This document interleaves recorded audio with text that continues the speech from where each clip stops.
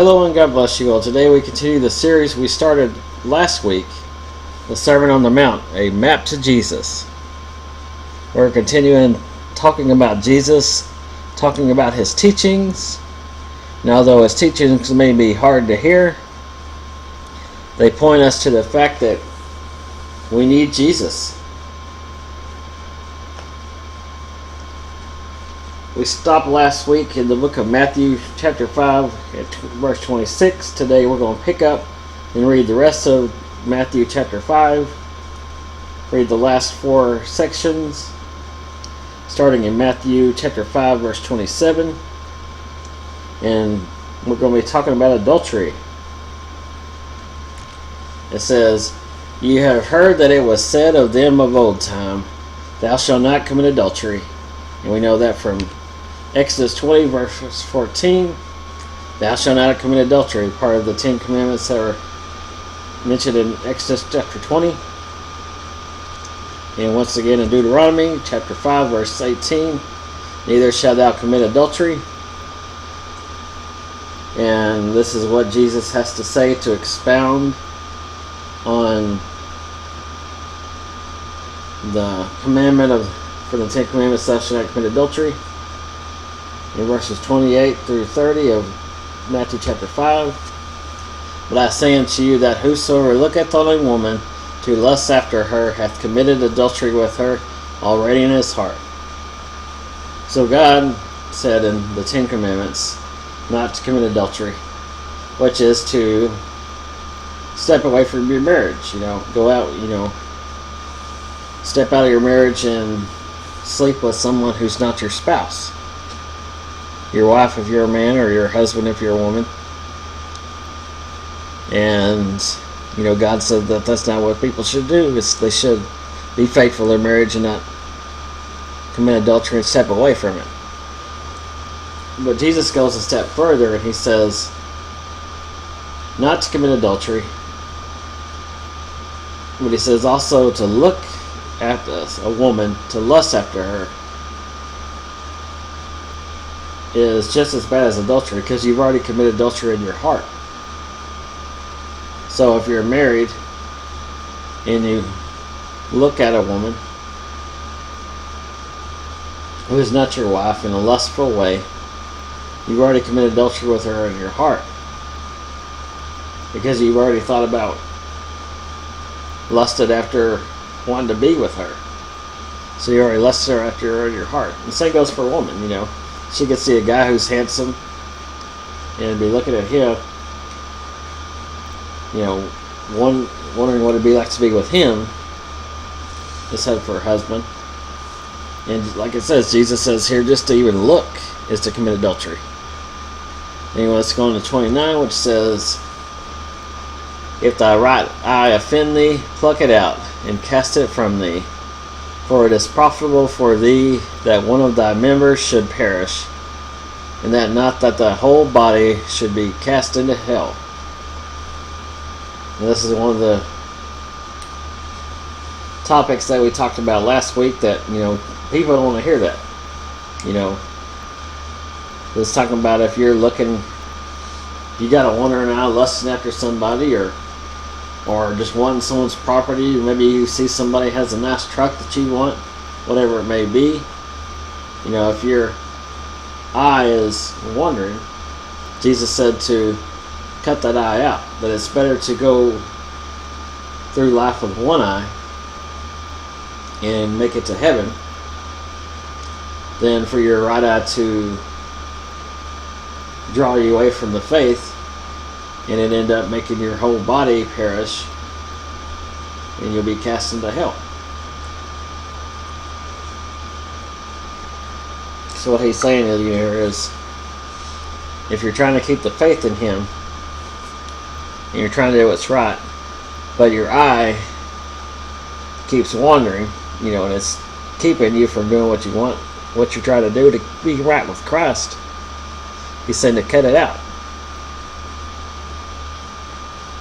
It's better to go through life without that part of without that eye, and be able to live a righteous life and do what's right by Jesus and get into heaven, rather than it is to have both eyes and have that sin, draw you away from the faith, and then you'll be being cast into hell. That's what it's saying there. And anyway, let's go into verse 30. If thy right hand offend thee, cut it off and cast it from thee. For it is possible for thee that one of thy members should perish, and not that thy whole body should be cast into hell. And just like with the eye, he's saying with your hand. If you got an idle hand that's, doing, making you do whatever you're not supposed to be doing, when you're trying to be pleasing to the Lord and be holy, if your right hand is keeping you from being holy, to cut it off, because it's better to go through life without the hand and be able to be holy and make it into heaven, do what's right, than for your hand to cause you to mess up that one and final time that won't be forgiven. Like you don't pray to get it forgiven or whatever, and it causes you to be cast into hell. Both kind of hard sayings, Jesus says, your eye or your hand is keeping you from doing what's right and serving Him, to cut it out. And that sounds hard, to say, to maim yourself, just so that you can be right with the Lord. But He's saying it's better to go through life like that than to have that cost you. Because I always say, we all mess up. None of us are perfect. We can't keep the rules exactly like God wants us to. That's why we need a Savior. And maybe your hand or your eye does something that, is against the Lord, and you forget to ask forgiveness for it. You're risking what your eye or your hand has done, keeping you from getting into heaven, because you did what was against the Lord and you didn't ask forgiveness for it. That's just the way I understand it, I know that we're going to mess up, but it's not that we know we're going to mess up, so it's okay, we can do what we want. No, we got to try to live as holy life as we can. And if we do mess up, we just got to pray for forgiveness. Because we're still bound in this sinful world where sin is going to come up. We were freed from sin by the price Jesus paid, but we're also getting freed from the power sin has on us right now. And when Jesus comes back, He's going to, the whole source of sin is going to be destroyed.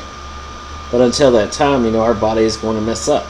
We're going to do stuff that we're trying not to do, but just that something we may struggle with.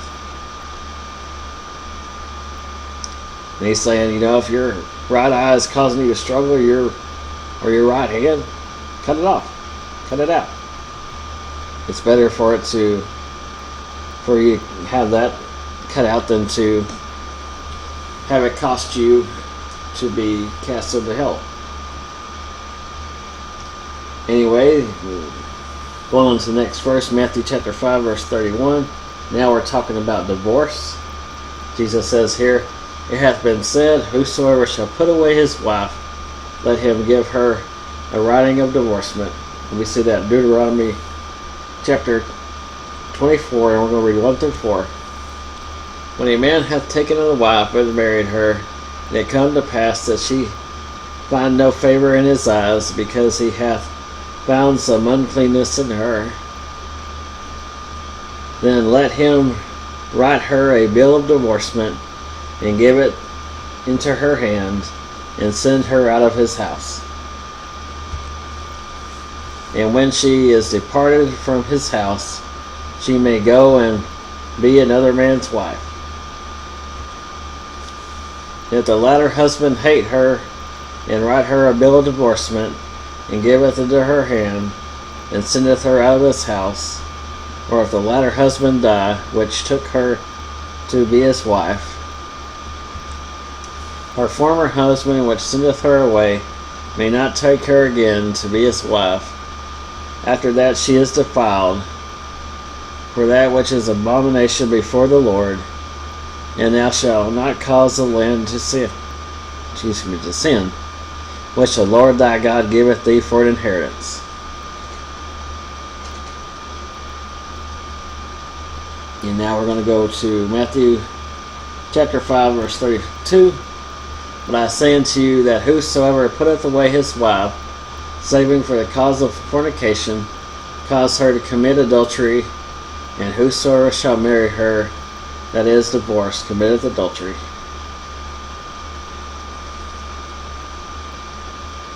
Just as we've seen there in the law, God had said that, if you're just tired of your wife, you can give her a bill of divorcement, and then she's free to marry somebody else.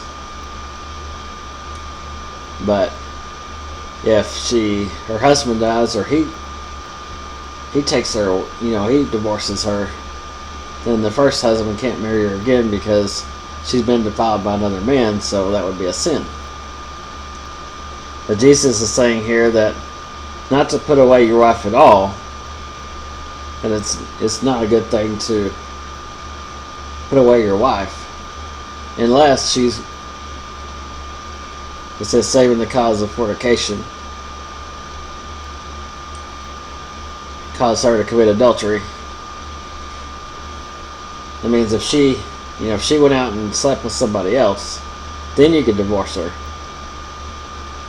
And Jesus goes on further, because God said in Deuteronomy that she can marry somebody else.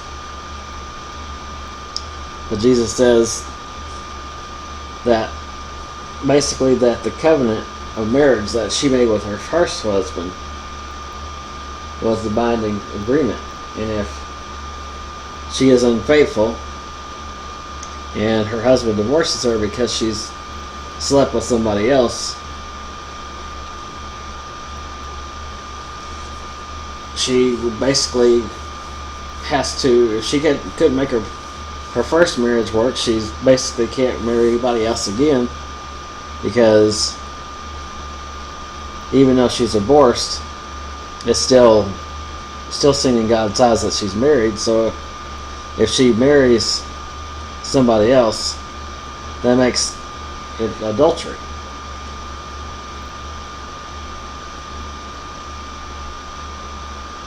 And the reason why I say this is, because of how the people were. That's why God said, if you don't like your wife, you can divorce her. It's fine, and she can go marry somebody else.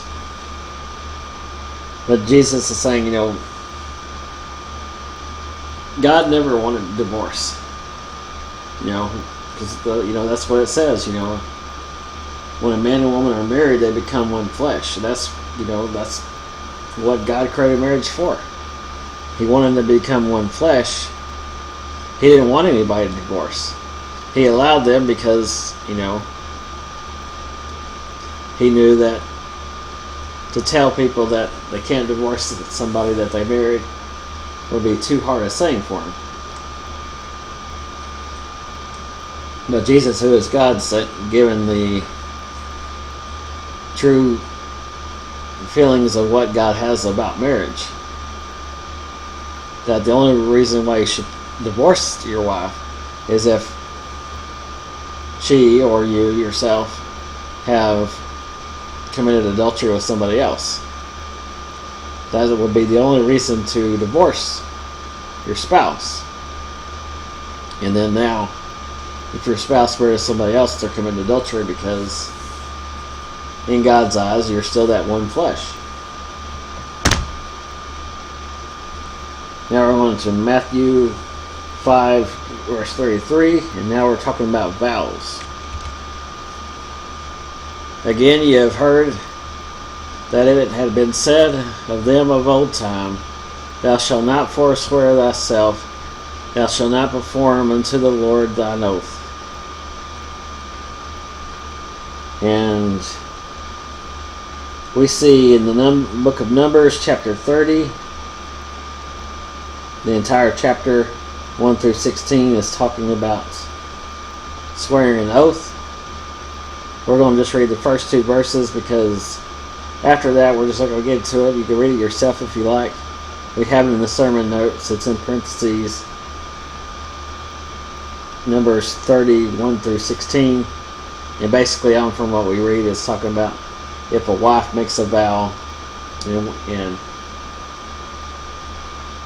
but we're not going to read all that just to save time. I don't want to overwhelm you with too many scriptures, but it says here, And Moses spoke unto the heads of the tribes concerning the children of Israel, saying, This is the thing which the Lord hath commanded. If a man vow a vow unto the Lord, or swear an oath to bind his soul with a bond, he shall not break his word. He shall do according to all that proceedeth out of his mouth. And here's what Jesus has to say, what God's heart is. This is from Matthew 5:34, and we'll read through 37. But I say unto you, swear not at all, neither by heaven, for it is God's throne, nor by the earth, for it is his footstool, neither by Jerusalem, for it is the city of the great King. Neither shalt thou swear by thy head, because thou cannot make one hair white or black. But let your communication, be yea, yea, nay, nay. For whatsoever is more than these cometh of evil. You know what this is about, is, say you're saying, Lord, if you do this, I'll do this, type of thing. A promise that you make. There in Numbers, he was talking about how God said to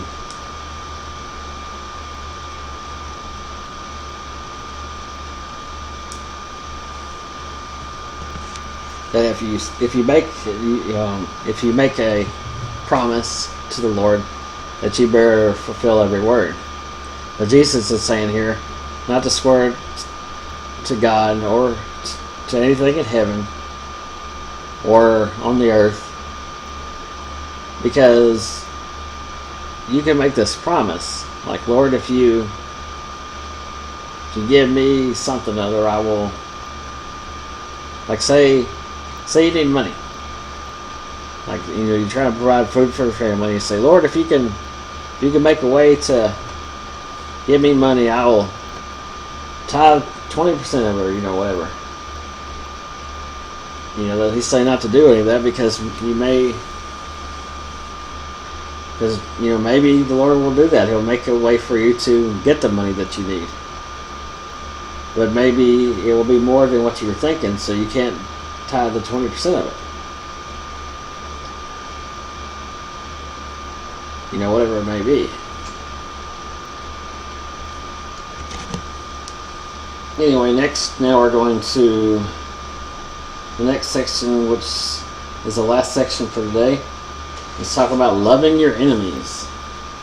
Starting first in Matthew 5:38.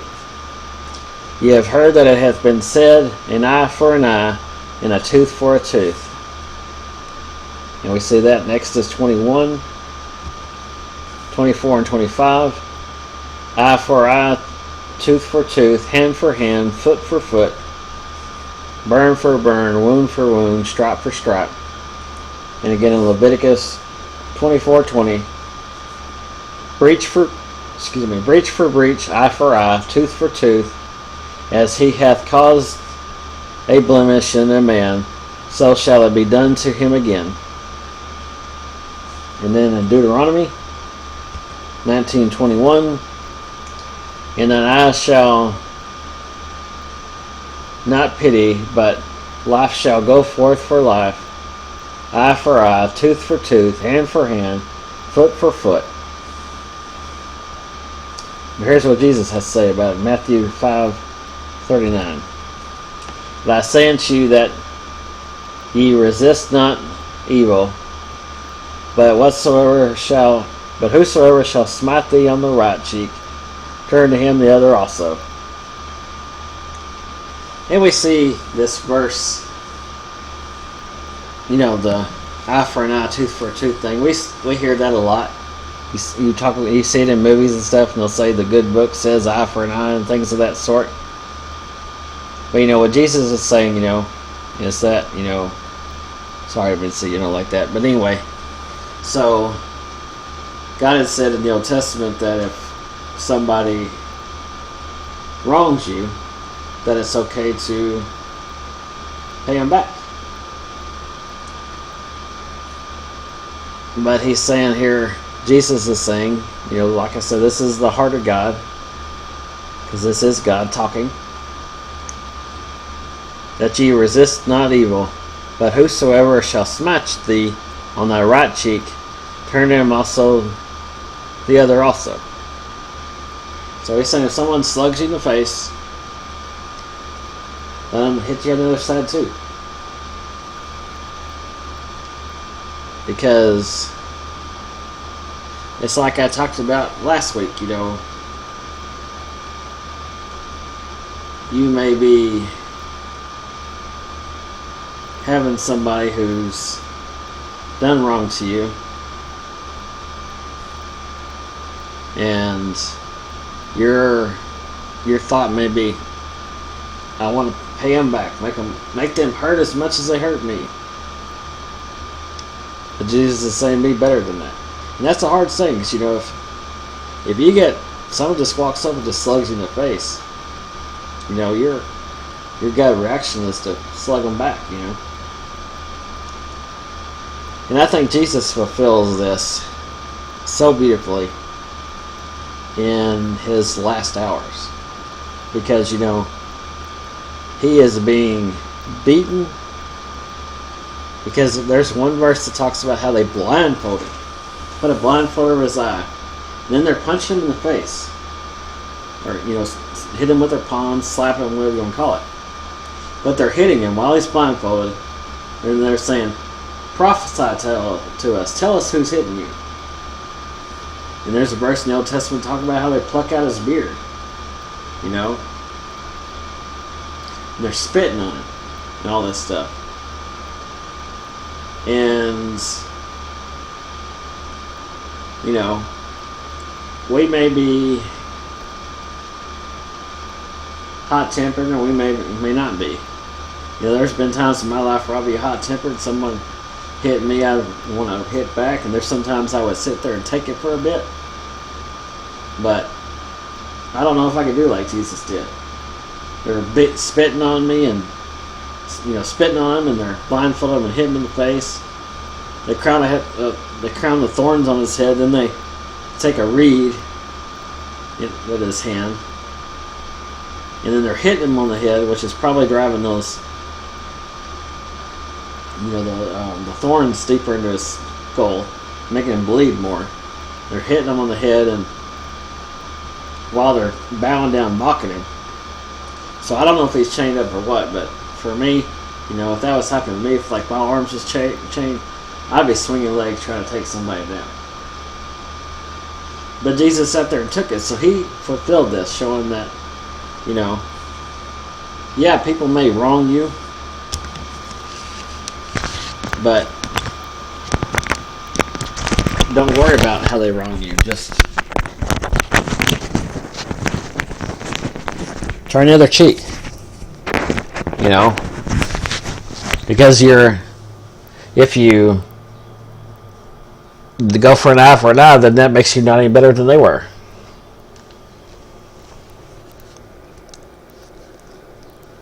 And we see this in Proverbs 24:29. Say not, I will do so to him as he hath done to me. I will render a man according to his will, and according to his work. So here in Proverbs, and this is before Jesus, at least 1,000 years, maybe longer, Solomon is saying, say not that you're going to. Says, don't say that you're going to get somebody back for what they did to you. Neither pay them back. Just don't say anything about it. Just let it go. Don't sink down to their level. We've heard that saying. Don't sink to their level. And then we go back to Leviticus 19:18. Thou shalt not avenge nor bear any grudges against the children of thy people, but thou shalt love thy neighbor as thyself. I am the Lord. So see, he's saying here, this is in the Old Testament, he's saying, don't avenge. Don't get vengeance on, don't sink to their level and get paid back. Don't hold any grudges, because like I said, grudges, I said that last week, they weigh you down, because you may hold a grudge against somebody for something wrong they've done to you, but maybe they've done it not knowing, or maybe they know, but for them, they're just going through life having a good time, but you're holding this grudge and you're mad and it's weighing you down, and that's, like I said, it's like carrying weights around with you everywhere you go. I mean, it really does weigh you down. I mean, you do feel like you're weighed down, your body. Like you're wrapped in heavy chains or something, It's not you can just feel it. When you're holding a grudge against somebody, you can feel how you're like weighed down with that anger. And once you let that anger go, you feel like those heavy chains are lifted off you. You just feel a lot lighter. You don't feel like you're weighed down in life.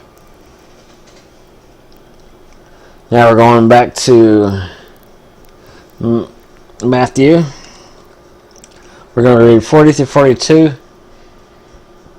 If any man will sue thee at the law, and take away that coat, let him have that cloak also.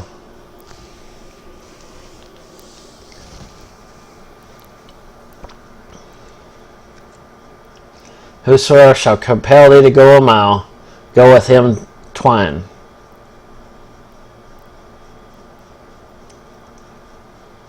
So say, like it's saying there, if someone's doing bad to you, just show kindness to them. If they're, like it says here, they're wanting you to go a mile, which I heard this talked about this is one thing that Romans would do in that time. They would see somebody and they would make them go a mile with them carrying their stuff. That's why Jesus used this example. He says, go with them 2 miles.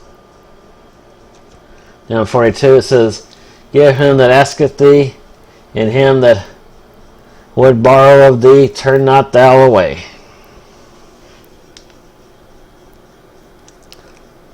Now let's go to Deuteronomy 15:8, excuse me. Because this is talking about, if someone borrows money from you. But thou shalt open thy hand wide unto him, and shalt surely lend to him sufficient for his need, in that which he wanteth. And then we're going to go to Deuteronomy 15:10.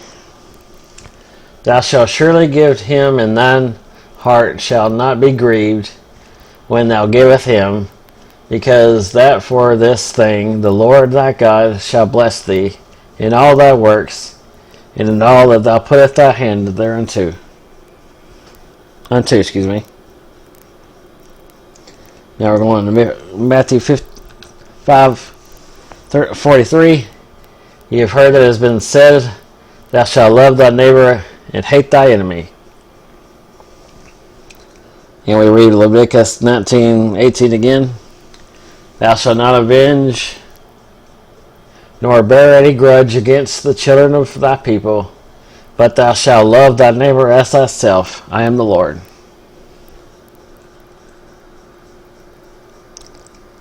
And I didn't say it added on to here about, hate their enemy. Because it says loving your neighbor. That's like loving loving somebody who's lovable, who's not against you. But Jesus says, love the people that are lovable, but also love the ones who are not. He says, but I say unto you, love your enemies, bless them that curse you, do good to them that hate you, and pray for them which despise you, use of you, just despitefully use you, and persecute you.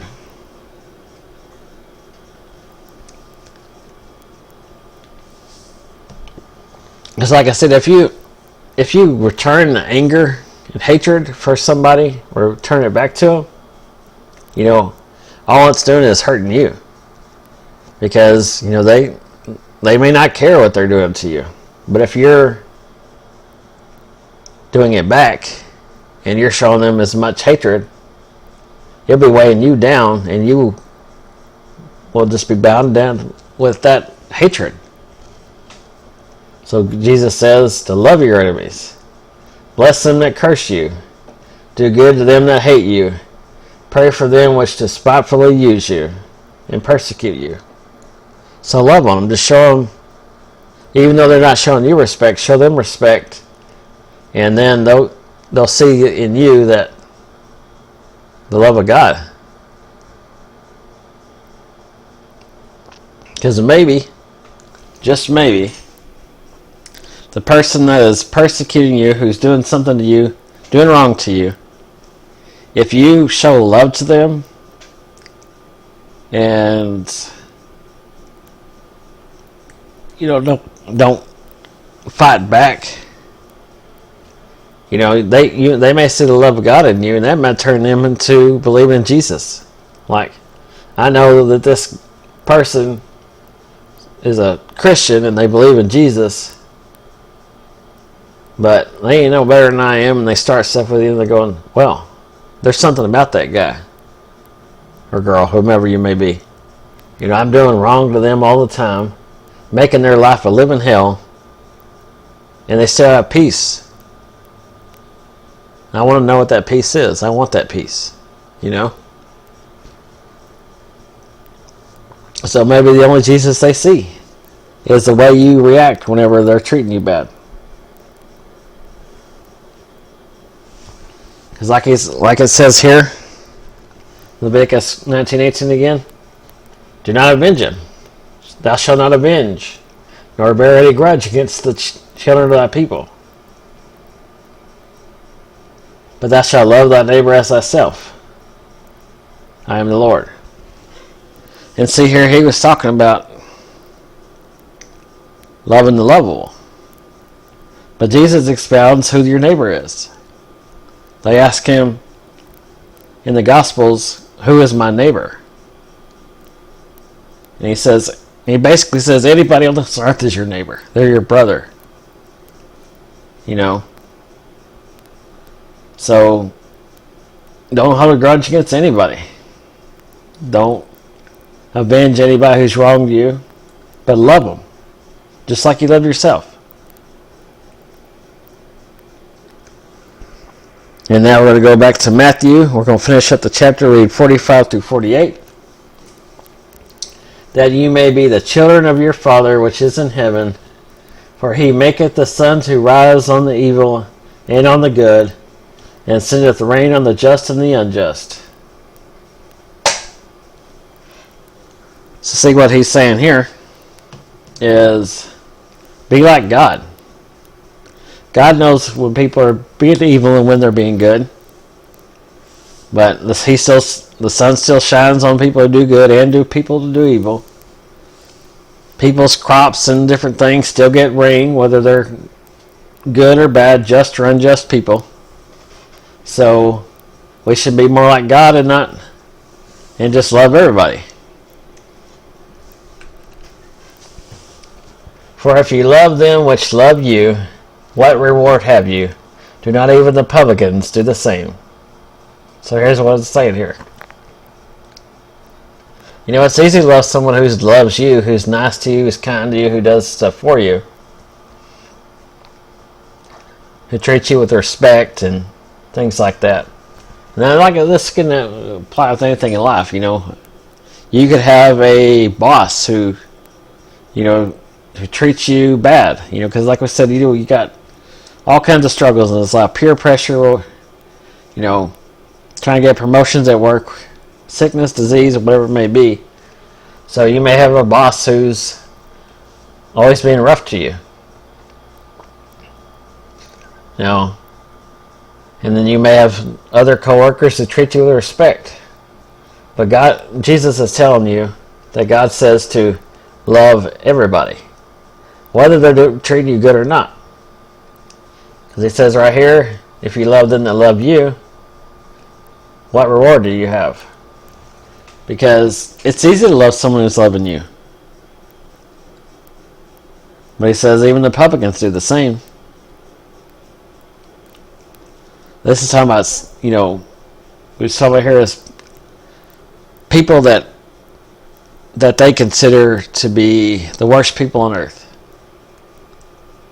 The scum of the earth, the dregs of the earth, whatever you want to call it. Basically, even these people that you think are worthless, they still do the same thing. They love everybody that loves them. He wants us to be better than that. If you salute your brethren only, what do ye more than others? Do not even the publicans so? Once again, he's just add more to it. If you say salute, say hello to everybody that's nice to you, who's kind to you, treats you with respect. Everybody does that, he says. Even the worst, what people consider the scum of the earth, they still say hello to everybody that's nice to them. He wants us to be better. Be therefore perfect, even as your heavenly Father, which is in heaven, is perfect.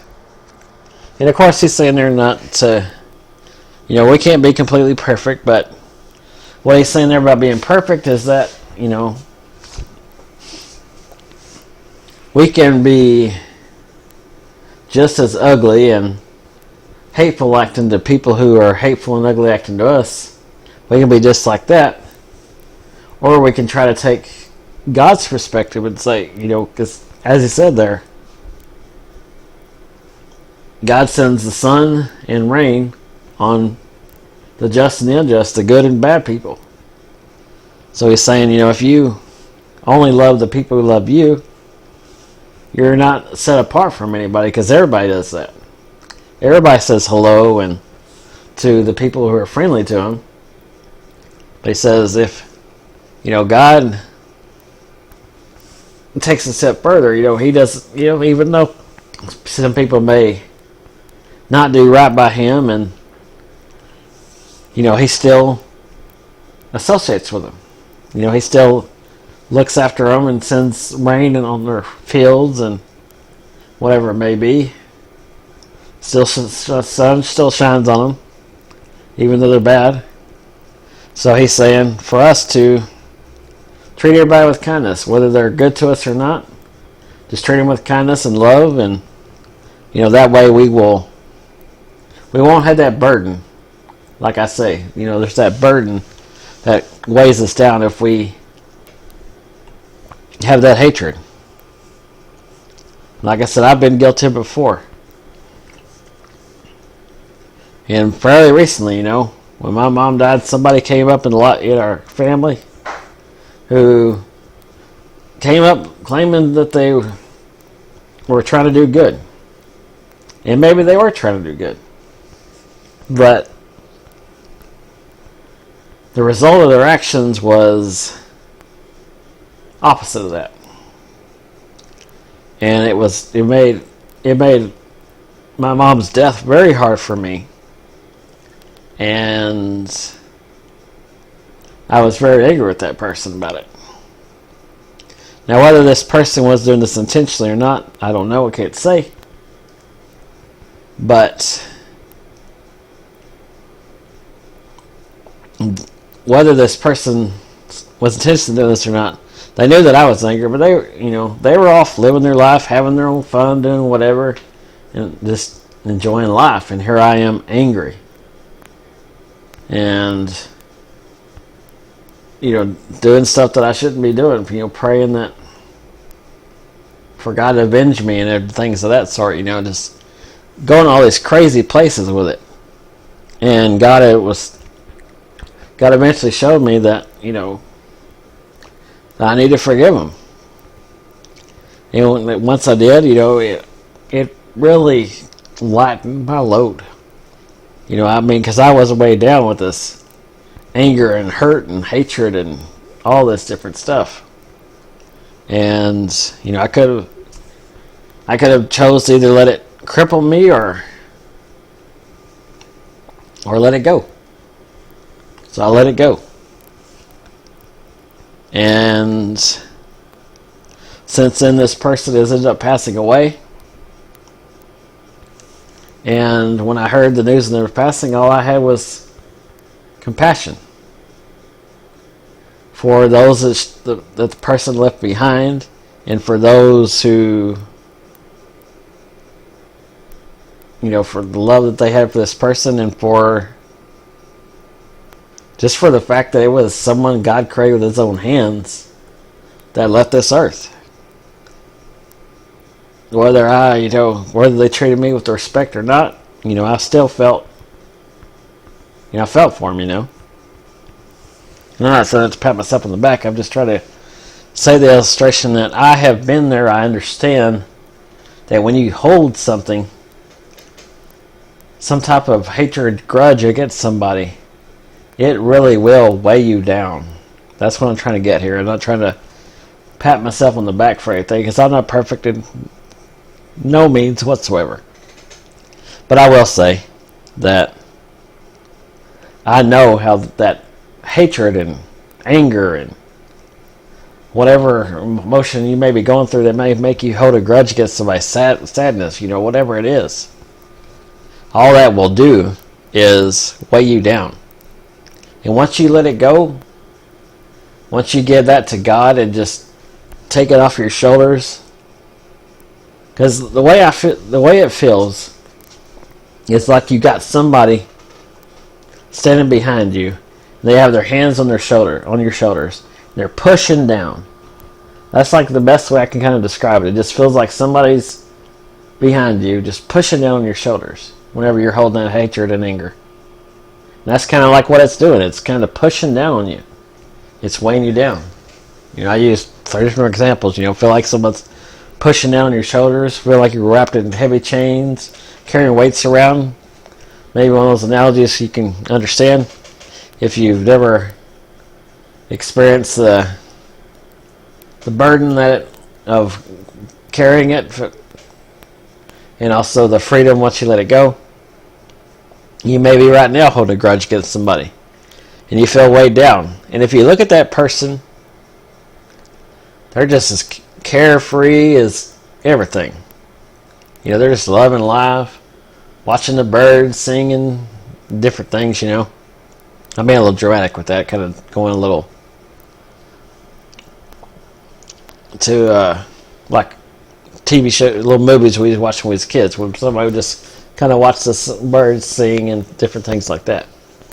But they're enjoying their life, because the hatred you're carrying on your side, they're not feeling it, because sometimes they may not even know why you're mad. But even if they do, they're just going off free in their world, just enjoying life. But you're the one suffering because you've got all this stuff weighing down on your shoulders. So if you just let it go. Anyway, I pray you got something out of this. If you did, give God glory. I'm sorry I went on for a bit, but just want to try to give you an understanding of what God was saying there through Jesus, God the Son. Pray you got something out of it. If you did, give God glory. I pray you're enjoying this series where we go through the teachings of Jesus, because the teachings of Jesus are important, because as I said, it is God himself speaking. And yet, it's 4 different authors, trying to recall what Jesus said years after it happened. So a lot of it may not be word for word. Some things may be some parts of it may be may go into more detail in one book, but in another it doesn't go into that much detail at all. That's just four humans trying to recall a story that happened years before.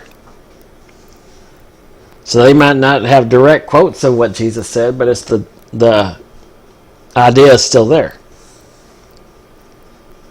And it is God speaking. So his words are important.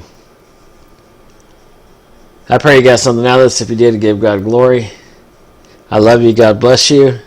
Like I said, just pray to God daily. Even if it's just as you're getting up doing your morning routine, your drive to work. Just pray to him. Read his word daily. Seek out what he wants you to get out of the word.